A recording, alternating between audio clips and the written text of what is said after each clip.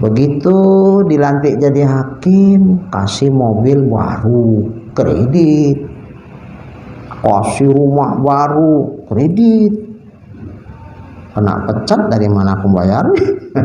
Nah kan, ini coba tiba-tiba waktu coba dimana? Ngerti itu bahasa barat tuh. Apa itu artinya?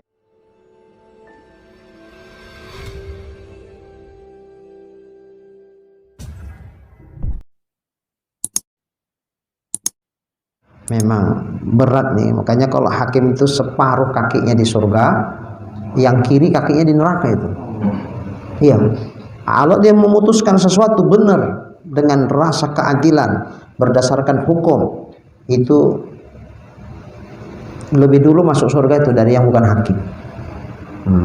Tapi kalau ternyata nggak lurus hatinya, nggak adil dia menegakkan hukum itu, tahu dia itu salah tapi tetap dimenangkan dalam kasus perkara itu, dia akan lebih dulu masuk neraka dari orang lain. Jadi ngeri ini sebenarnya hakim ini. Maka hakim itu peluang masuk surganya besar, tapi peluang masuk nerakanya juga besar. Jadi yang memang punya bakat untuk jadi hakim, ya bagus, jangan mundur. Karena kalau hakim-hakim yang zolim-zolim semua, sementara kita yang mampu kita diam aja, wah itu salah besar. Maka yang mampu, yang betul-betul kuat istiqomah hatinya, dia harus terobos itu untuk jadi hakim, supaya kebijakan hukum yang ada itu ya bersih. Jangan dia diam aja. Satu contoh gini lah ya, Imam Syafi'i kan sudah jadi imam mujtahid, Imam Malik juga imam jadi mujtahid.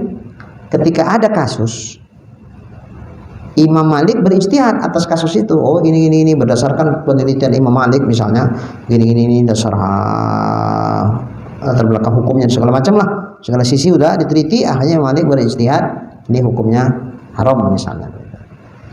Ketika sampai kasus itu ke Imam Syafi'i, Imam Syafi'i nggak boleh diam aja.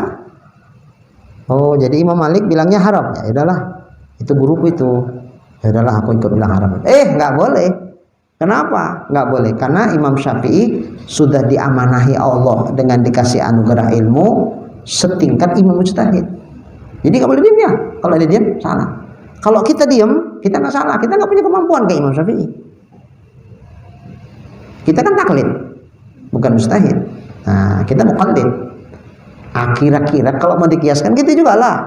Kemampuan untuk jadi hakim itu kan nggak semua orang punya. Ini bisa. Ini bisa, dia amanah lah, adil. Tapi dia nggak mau, dibiarkannya itu kezaliman. Dia cuma nonton aja, berdosa dia. Nah kalau dia bisa, dia wajib. Nah dia berdosa. Kalau ada peluangnya, ada peluang. Jadi dia nggak takut dipecat, nggak takut gajinya dikurangi, nggak takut nanti amplopnya nggak ada tambahan amplop lain, itu enggak. Aku sudah digaji negara, gajiku sekian, dah sama aku udah cukup. Seandainya karena keputusan yang kuputuskan ini, kemudian aku diintimidasi, kemudian setelah itu aku dicari-cari kesalahan, kemudian aku kena pecat, nggak apa-apa, aku siap kena pecat. Gitu baru bisa. Jadi kalau dia punya kepentingan di jabatan itu, berat untuk bisa memutuskan yang adil tadi. Berat. Begitu dilantik jadi hakim, kasih mobil baru, kredit. Kasih rumah baru, kredit. Kena pecat, dari mana aku bayar?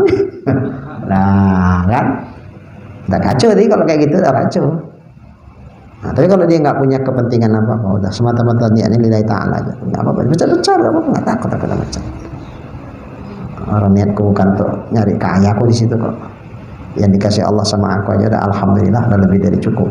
Udah aku syukuri ini. Wah inilah perjuangan lagi, jalan banyak yang serem. Pakai nyawa tadi, pakai berhenti, ini nyawa terancam. Ya tinggal dialah hati nuraninya gimana. Kalau memang dia punya jiwa pejuang yang betul-betul andal, alah, nggak mati hari ini, besok pun mati kok, gitu. Demi itu tegaknya keadilan. Nah, kalau dia, tapi kalau berani ya coba tiba-tiba, coba dimana? Ngerti itu? Bahasa Barat tuh. Apa itu artinya Jawar? Maju terus maju.